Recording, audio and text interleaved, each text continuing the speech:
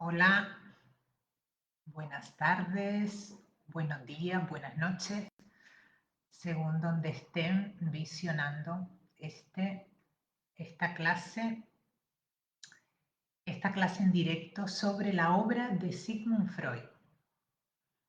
Aquí desde la consulta de la psicóloga psicoanalista Pino Lorenzo, psicoanalista de la Escuela de Psicoanálisis Grupo C, que quincenalmente les llevamos a sus casas a través del Facebook Live, pues estas clases sobre la obra de Sigmund Freud. Y como saben, bueno, dentro de la labor que desarrolla la Escuela de Psicoanálisis Grupo Cero, que saben que hace una semana fallecía su fundador y director, Miguel Óscar Menaza, pues bueno, desde esta escuela hacemos difusión constante sobre la obra de Sigmund Freud, sobre la obra de Lacan y sobre la obra de Menaza también. Entonces, bueno, si quieren iniciar y compartir. Hola Elena, buenas tardes. Saludamos por aquí. Si quieren, ya saben que compartir en sus redes sociales, pues empezamos. Bueno, hoy vamos a seguir con la clase con el texto que empezamos el otro día. El otro día empezamos con el texto Psicoterapia, Tratamiento por el Espíritu, un texto de 1905, y hoy vamos a continuar, es la segunda clase sobre este texto. El otro día nos acercábamos un poquito bueno, primero dábamos una definición de lo que era la psicoterapia, como psique en griego quiere decir alma y psicoterapia pues querrá decir tratamiento del alma.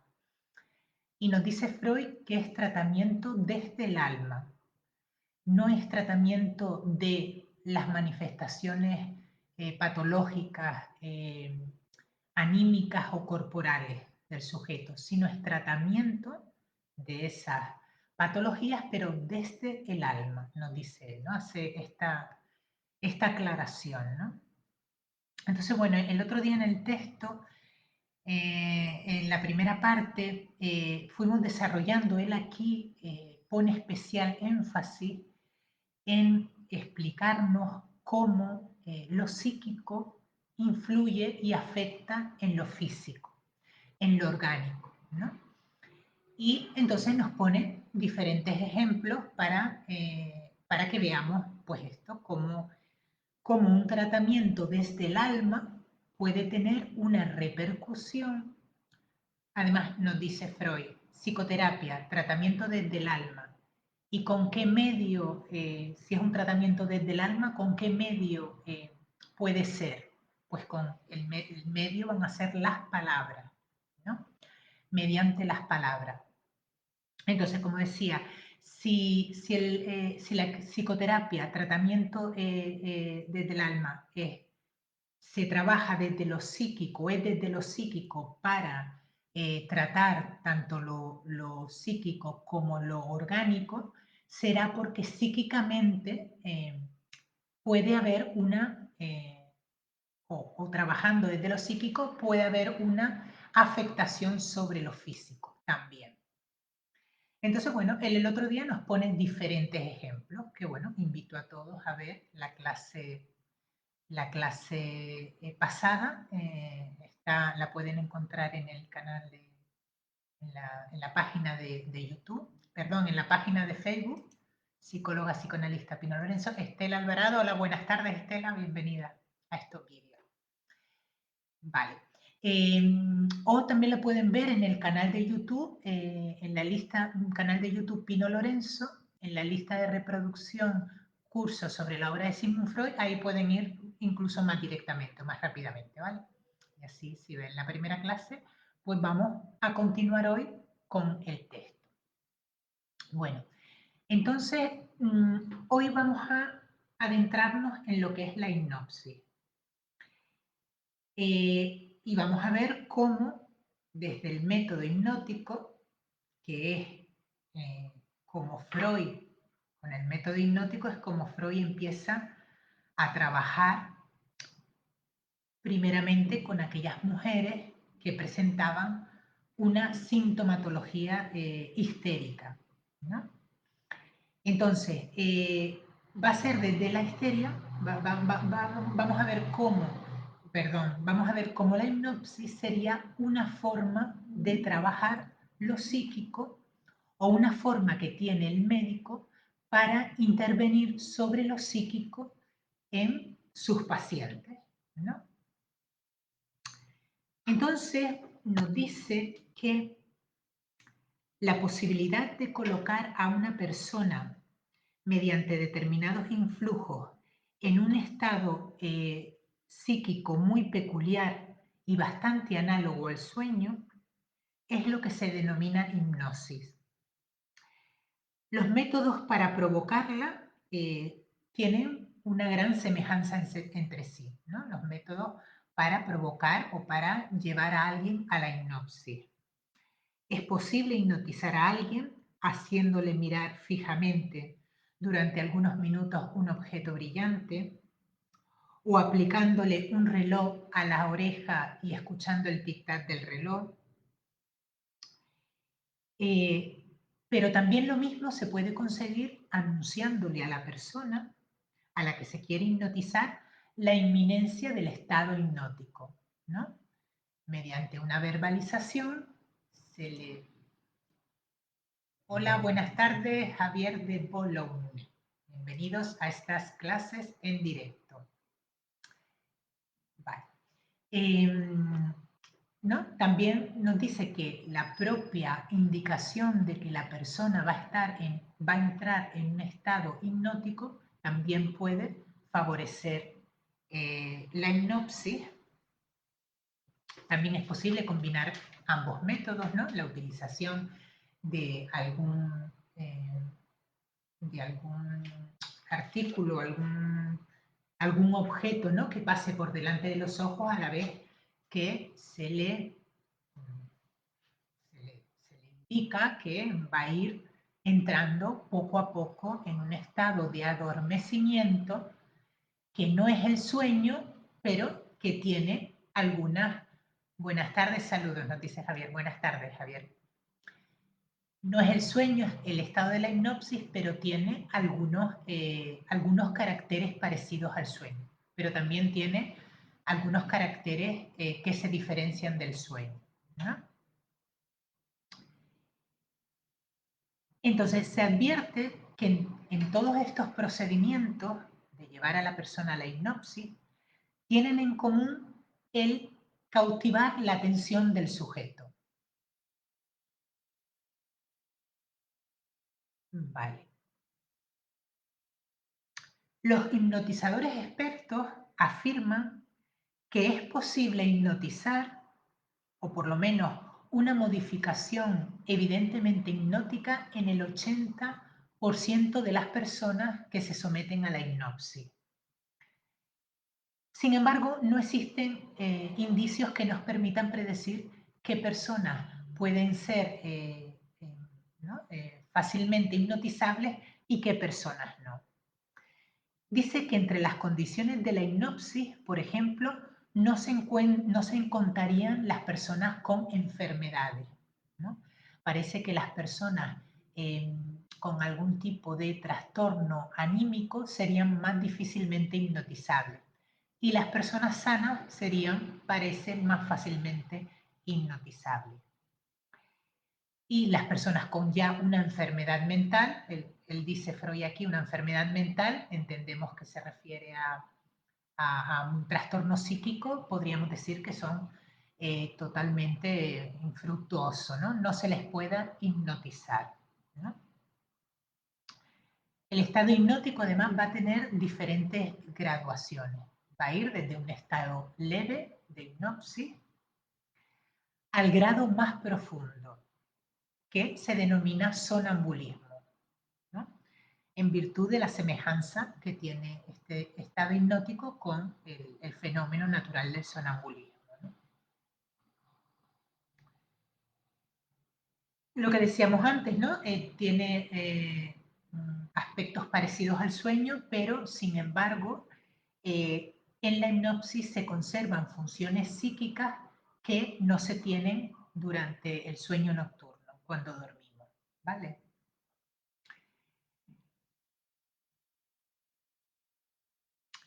Pero el signo más importante, Federico Plurner Bernal. Buenas tardes, Federico. Bienvenidos aquí a estas clases sobre la obra de Sigmund Freud. Ya saben que pueden hacer una pregunta en cualquier momento, ¿vale? Y la contestamos en directo. Nos dice que lo que más valor va a tener para nosotros va a ser la conducta del hipnotizado frente al hipnotizador. Dice, mientras el sujeto se conduce frente al mundo exterior como un durmiente, es decir, ¿no? Se sustrae a todas las influencias del exterior, sin embargo, frente al hipnotizador mantiene una atención total, ¿no? Y solo ve, comprende y responde a esta persona. Este fenómeno en la hipnosis se denomina rapport.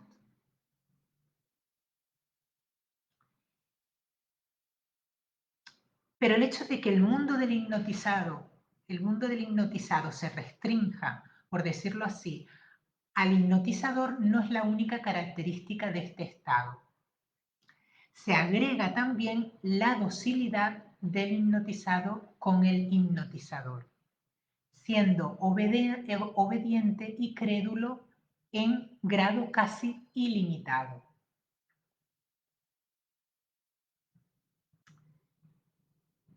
Bueno, y dice Freud, la ejecución de esta obediencia y de esta credulidad demuestra como característica del estado hipnótico que la influencia de la vida psíquica sobre lo corporal se halla extraordinariamente aumentada en el hipnotizado.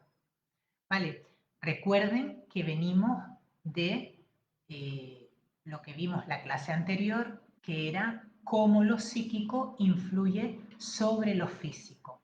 Y aquí lo que nos está diciendo Freud es que en la hipnosis podríamos ver que hay un elevado grado de que lo psíquico influye en lo físico o en lo orgánico, ¿no? Ahora, de todas maneras, lo vamos a ver con algunos ejemplos. Por ejemplo, cuando el hipnotizador le dice al hipnotizado que no puede mover el brazo, este cae privado de toda movilidad. El sujeto apela manifiestamente a todas sus fuerzas, pero no consigue moverlo. Cuando el hipnotizador le dice que el brazo se mueve solo, por mucho que la persona, el hipnotizado, intente parar el brazo, no lo consigue, ¿no? En ese sentido, lo psíquico, es decir, la indicación, eh, la frase o la indicación que le da el hipnotizador influye sobre lo físico, haciendo que un órgano o un miembro del cuerpo como el brazo no se mueva, ¿no?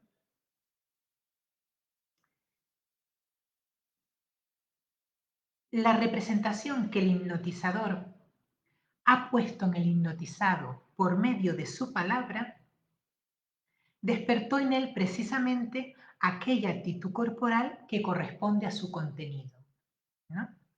Es decir, que aquí podemos ver la exagerada influencia que puede tener una idea sobre lo corporal. Lo que decíamos antes, ¿no? Una idea, una frase directamente influye sobre lo corporal. La palabra, nos dice Freud, ha vuelto nuevamente a recuperar su poder mágico, ¿no? Aparentemente desde fuera podemos tomar podemos tomar la idea de que es algo mágico, ¿no? De hecho, la hipnosis muchas veces incluso se utiliza hoy en día en espectáculos de magia también, ¿no? Porque nos parece algo mágico como alguien, por el solo hecho de estar bajo el efecto de la hipnosis, pueda llegar a hacer cosas absolutamente impensables fuera del estado hipnótico, ¿no? Hola, Ada Luisa. Muy buenas tardes y bienvenida, como siempre, a estas clases y a estos vídeos. Vale. Además, esto que decía de la magia de la palabra, ya Freud nos lo decía en la clase, lo vimos en la clase anterior, cómo la psicoterapia viene a ser una recuperación de la palabra, del poder mágico de la palabra, como ocurría en los primitivos, ¿no? Donde las palabras eran mágicas, ¿no? Pensemos, por ejemplo, en tribus donde había palabras que eran tabú y que si esas palabras, hola Enar Hidalgo, hola Enar, buenas noches, hola Pino, nos dice, buenas noches, bienvenida a estos vídeos, Enar. No, eran palabras que si se pronunciaban, se consideraba, eran palabras tabú, no se podían pronunciar porque se consideraba que si se pronunciaban iban a traer muchas desgracias, ¿no? Pues ahí ya podemos ver el poder mágico de las palabras, ¿no?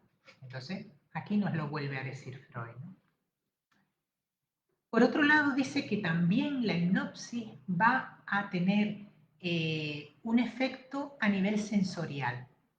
También puede hacer que la persona vea algo que no existe o por el contrario no vea algo que existe, ¿no?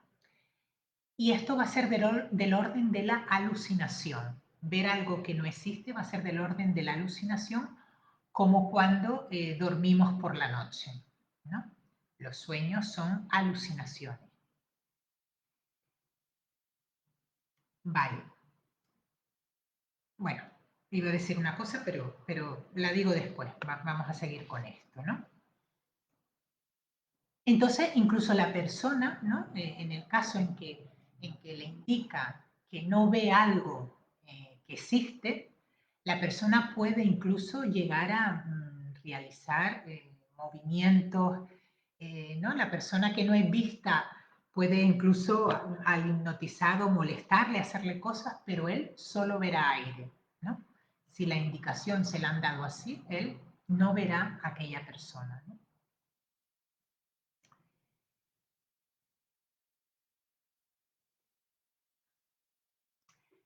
Y entonces a Freud le llama la atención porque dice, esta credulidad con la que el hipnotizado ofrece o se dirige a su hipnotizador, solo la podemos encontrar en el niño con respecto a sus padres, ¿no? O también en algunos casos o en ciertas relaciones amorosas del amado con respecto a su amada o con respecto a su amado, ¿no? El amante con respecto a su amado o a su amada, ¿no? En general, la coincidencia de una valoración exclusiva con una crédula obediencia constituye una de las características básicas del amor, ¿no? Si recordamos cuando Freud nos habla del enamoramiento, que nos habla del enamoramiento en, creo que es Psicología de las Masas y Análisis del Yo, nos dice que el estado de enamoramiento es un estado transitorio donde prácticamente casi toda la energía psíquica del sujeto va al objeto amoroso, ¿no? Es decir, hay como una... ¿no? Hay como una dirección de toda la libido hacia el objeto amoroso y hay como una credulidad y, ¿no? y una ensimismamiento enorme, ¿no? Grandísimo, ¿no? Pues bueno, parecerían o serían estos dos estados los más parecidos al estado hipnótico.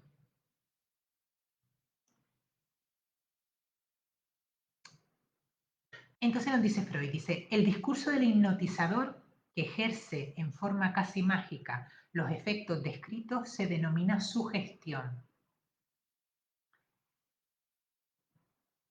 Igual que el movimiento y la sensibilidad, también las restantes actividades psíquicas del hipnotizado obedecen también a esta sugestión o pueden obedecer a esta sugestión. Mientras la persona hipnotizada no suele realizar ninguna acción por propia iniciativa.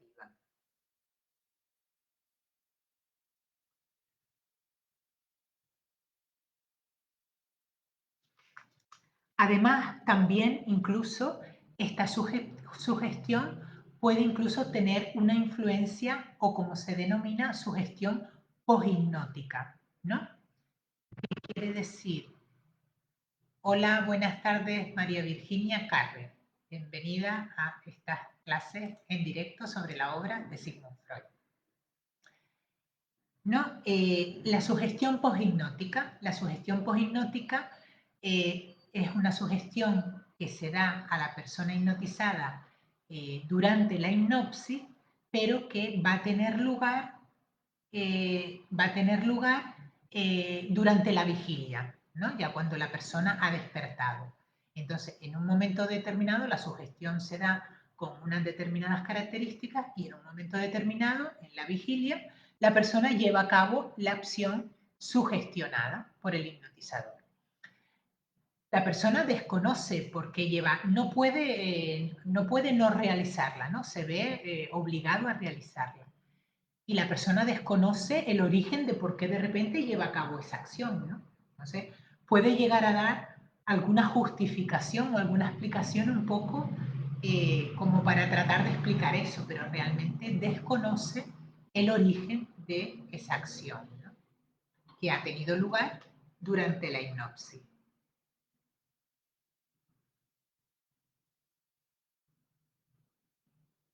Dice que el despertar de la hipnosis se produce sin esfuerzo alguno mediante la simple orden en tal sentido de que la persona despierte, ¿no? Y normalmente suele faltar el recuerdo en las hipnosis profundas, suele faltar el recuerdo del estado hipnótico, ¿no? Nos dice Freud que es como si ese sector de la vida psíquica hubiera quedado como aislado, ¿no? Sin embargo, en procesos de hipnosis menos profundas, la persona puede llegar a tener como una sensación de haber estado en un estado pues, que no era ni vigilia ni sueño, en un estado especial. No puede llegar a recordar esa sensación, ¿no? Bueno, con respecto a los beneficios de la hipnosis, bueno, nos dice Freud, dice, para todo médico poder, ¿no? Que la voluntad del paciente quede sometida a las directrices del médico, podríamos decir que es como el estado ideal para todo médico, sería el estado ideal para todo médico, ¿no? Es decir, que el médico le indique las cosas y el paciente haga las cosas. El hipnotismo le confiere una autoridad al médico como quizá nunca la haya poseído ni un sacerdote ni un milagrero, y mucho menos un médico, ¿no? Pues concentra la totalidad del interés psíquico sobre la figura del hipnotizador. Anula en el paciente la autonomía.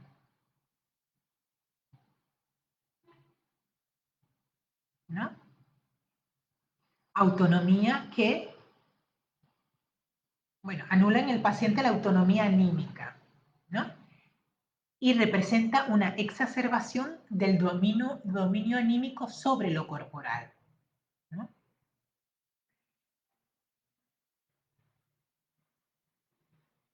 Luego, la posibilidad incluso de que durante la hipnosis se lleguen a realizar sugestiones posthipnóticas da al médico la posibilidad de un recurso para aplicar pues, ¿no? Intervenciones o indicaciones en la vigilia, ¿no? Y que las lleve a cabo la persona hipnotizada que ha estado bajo la hipnosis con total, total cumplimiento, ¿no? Con total cumplimiento. Dice, he aquí pues un ejemplo muy simple del tipo de curación que se alcanza por medio del tratamiento anímico, ¿no? Esto sería claramente, podríamos decir, una forma que tiene el tratamiento anímico de influir sobre, por ejemplo, lo corporal, ¿no? Mediante la hipnosis. Por ejemplo, el médico coloca al paciente en estado hipnótico y le imparte la sugestión adaptada a las circunstancias de cada caso de que el enfermo cuando se despierte no se va a hallar enfermo, no va a sentir nada de sus padecimientos, ¿no? Cuando se despierta puede confiar en que la sugestión ha cumplido su influencia frente a la enfermedad y en el sujeto se van a eliminar los dolores o los padecimientos. Si una sola de estas intervenciones no fuera suficiente, se puede repetir todas las veces que sea necesario.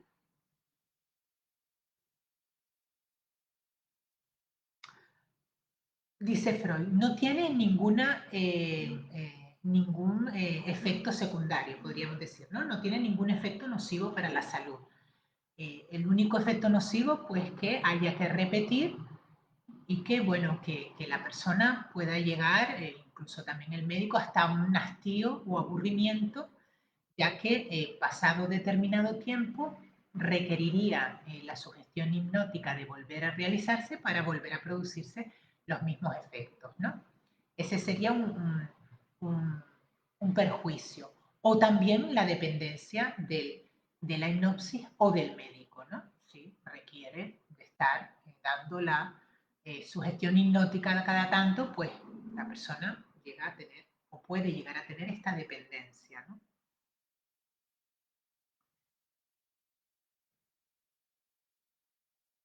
Vale.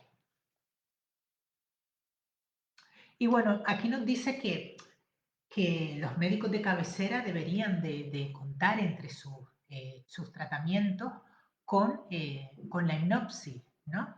Muchas veces se recurre a la hipnosis como en último caso, ¿no? Después de haber probado a lo mejor muchos tratamientos eh, y casi de forma pues un poco considerándolo como algo no muy científico, ¿no?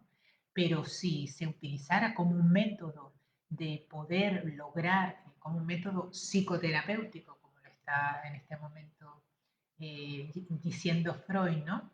De poder lograr en el paciente el estado anímico favorable para la curación, pues es, sería adecuado, ¿no? Que los médicos de cabecera pues no tuvieran que derivar a otro médico hipnotizador, sino que fueran ellos quienes realizaran la hipnosis, ¿no? Aspectos negativos, nos dice Freud. Bueno, dice,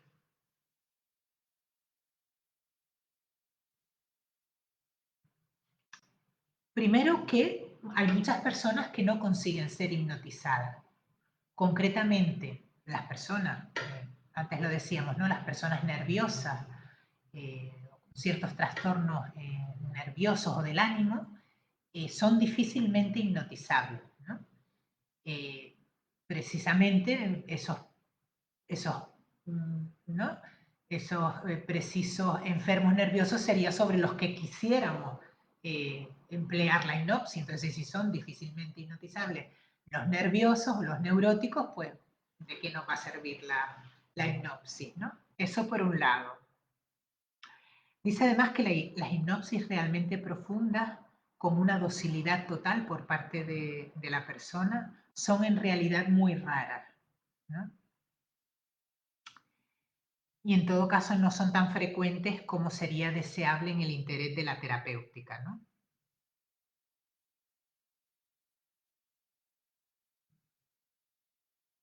Además, las personas se pueden llegar a dejar influir hasta cierto punto, ¿no? Pueden llegar a ser sugestionadas en cosas a lo mejor muy generales. Pero, por ejemplo, si le indicáramos a una mujer muy pudorosa que se desnudara, es posible que aparecieran las resistencias en ella, ¿no?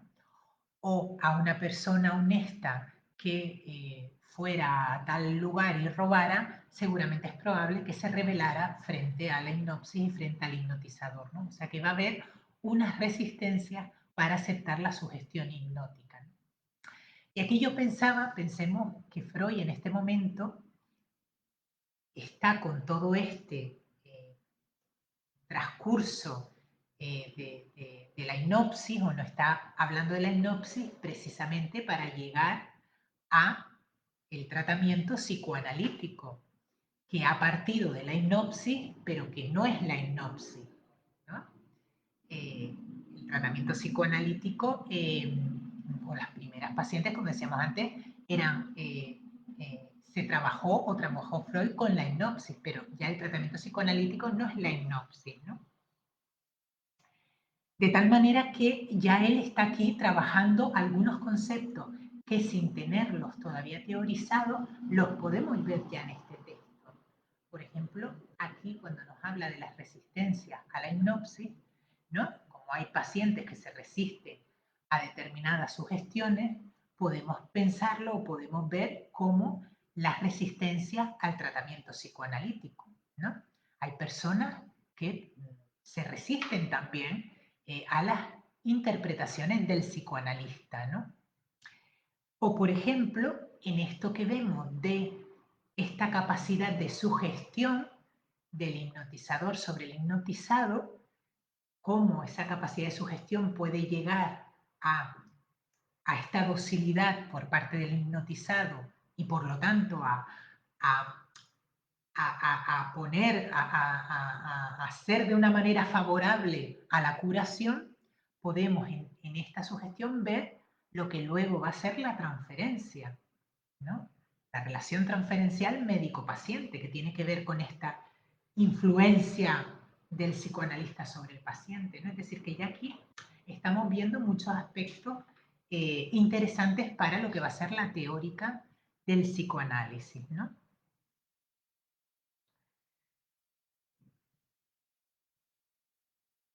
Además, no debemos dejar de pensar que son magnitudes o fuerzas, ¿no? Eh, ¿no? Como en todas las reacciones anímicas, se trata siempre de relaciones de magnitud o de fuerza, ¿no? Fuerza como, por ejemplo, la represión, ¿no? La represión sobre el contenido reprimido. Porque nos dice Freud también aquí que hay pacientes que incluso cuando se les daba la indicación hipnótica de que al despertarse ya no sentiría el padecimiento o la enfermedad habría desaparecido, el dolor habría desaparecido, se encontraba que muchas veces no tenía lugar, la sugestión no era cumplida, ¿no? Y la enfermedad o el padecimiento continuaba, ¿no? Entonces Freud aquí nos habla también por un lado, la resistencia en el sujeto y también las resistencias también a la curación, ¿no? Esto lo vemos en psicoanálisis, ¿no? En la clínica psicoanalítica. Eh, las enfermedades con las que los pacientes vienen a la consulta sirven un poco de muletas para los pacientes. Entonces, si uno pretende en este furor sanandi curar rápidamente al paciente, es muy probable que o empeore o se vaya o interrumpa el tratamiento. ¿Por qué? Porque su enfermedad de alguna manera o su padecimiento es algo sobre lo que se apoya. Entonces, hay una fuerza importante de la enfermedad y de los factores que llevaron a esa persona a enfermar que no van a ser fácilmente tratables ni curables, ¿no? Que van a llevar su tiempo, ¿no? Entonces, es un juego de fuerzas importante, ¿no? Importante. Vale.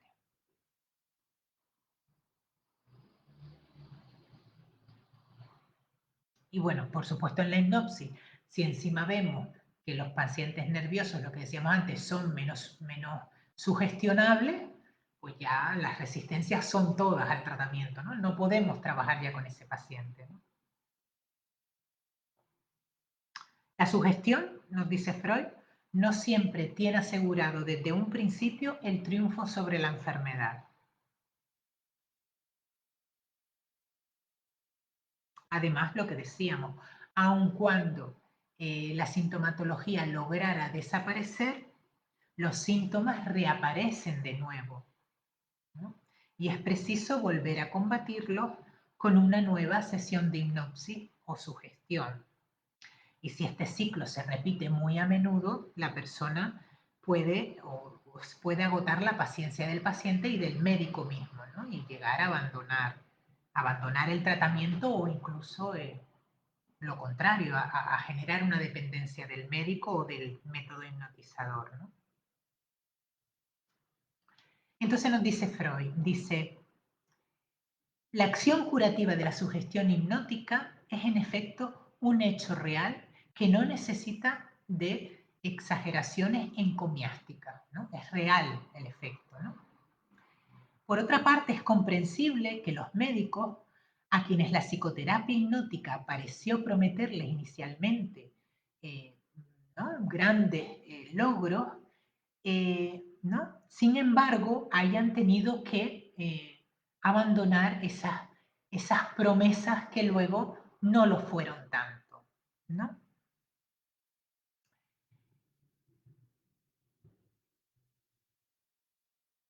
Y de alguna manera llegar a ver que la ventaja que inicialmente parecía la utilización de un método como la hipnosis, al final no lo va a ser tanto.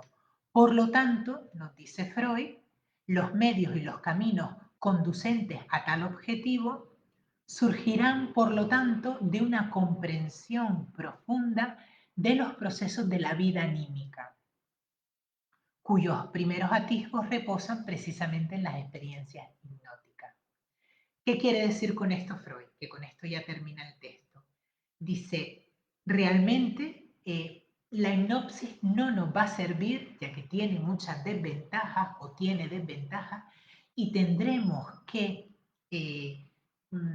trabajar la psicoterapia desde el conocimiento profundo de los procesos psíquicos que hay en el enfermar para poder desde ahí tomar eh, con un medio como es la palabra el influjo necesario para tratar o curar al enfermo de los padecimientos psíquicos como físicos, ¿no?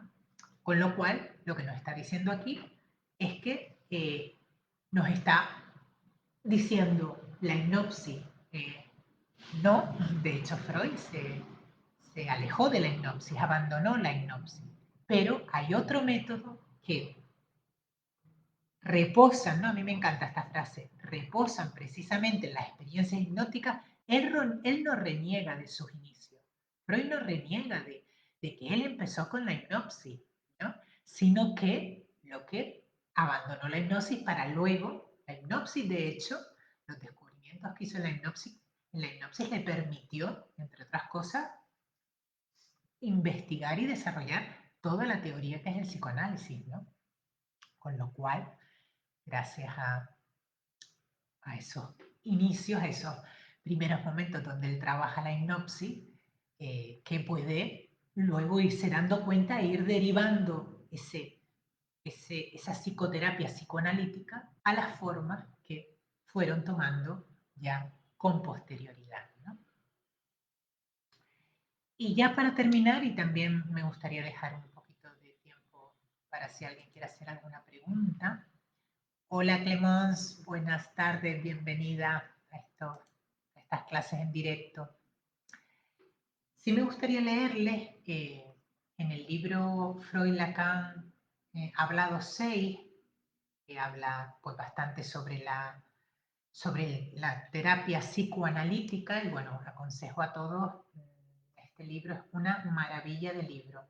Bueno, toda la serie de Freud-Lacan Hablado, del 1 al 6, para los psicoanalistas, pero para los psicólogos también y si me apuran, hasta para los médicos, ¿no?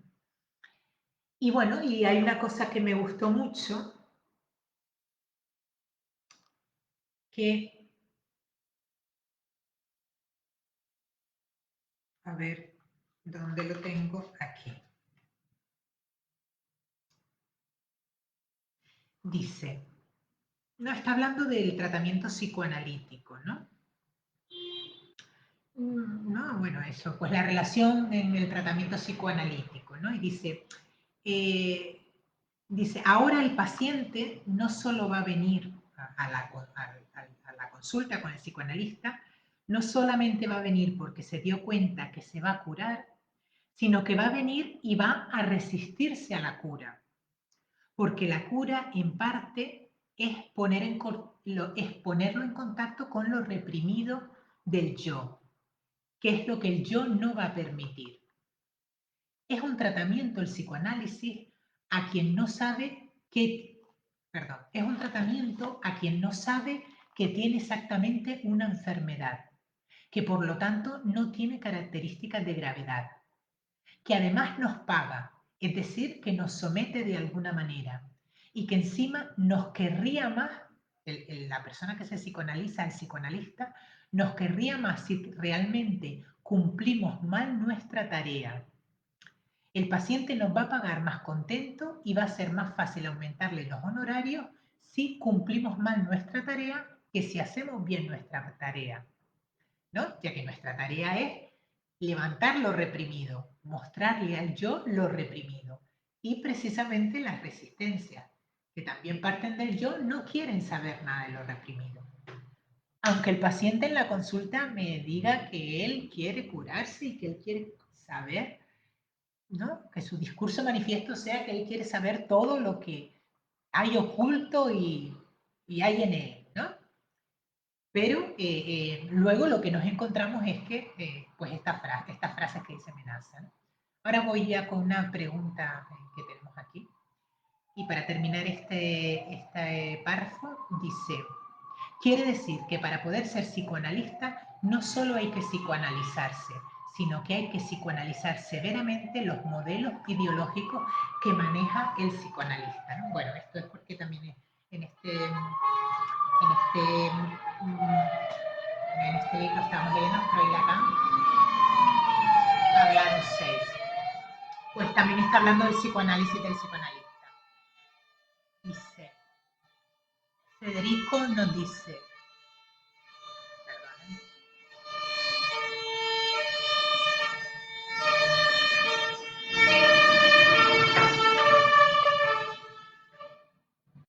dice, no se aplica la hipnosis, pero escuché que hasta cierto punto sí.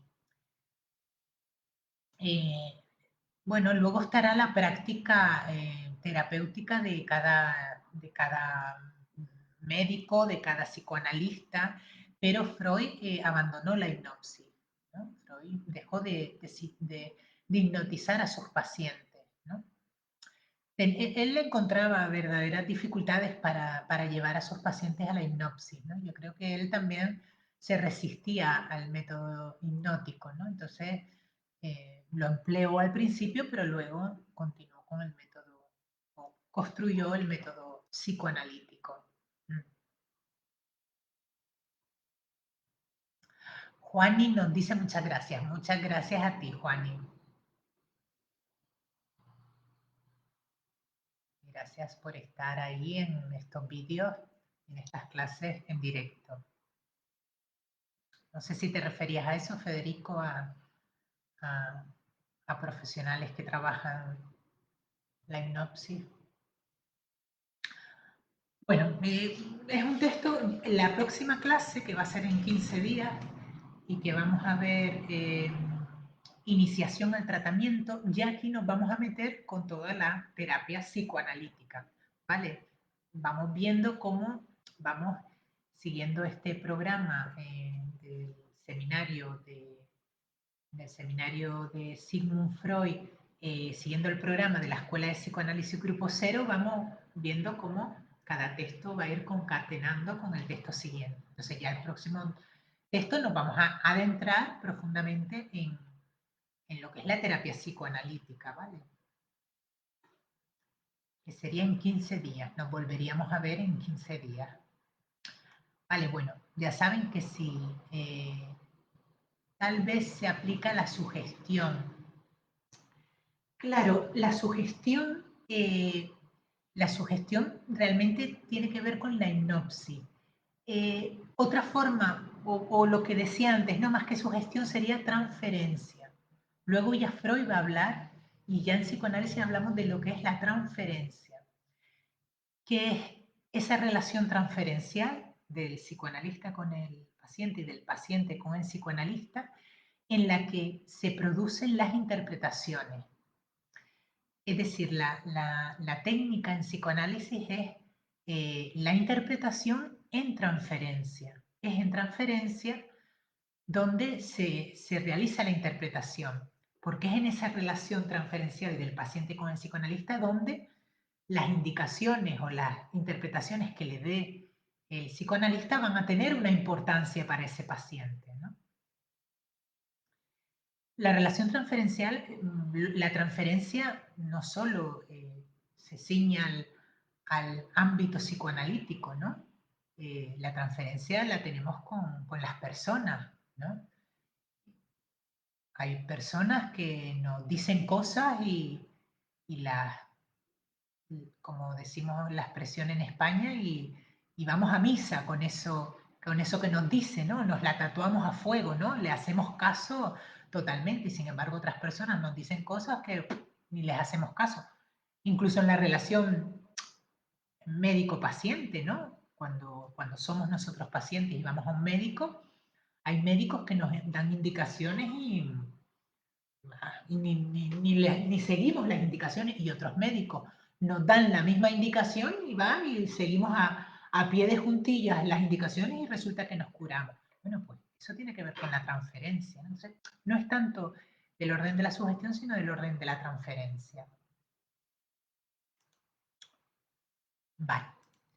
Bueno, pues terminando ya con esta clase de hoy, animándoles a todos a compartir este vídeo o esta clase si consideran que es necesario que otros escuchen oír sobre estos temas tan interesantes. Gracias a ti, Federico. Gracias por estar.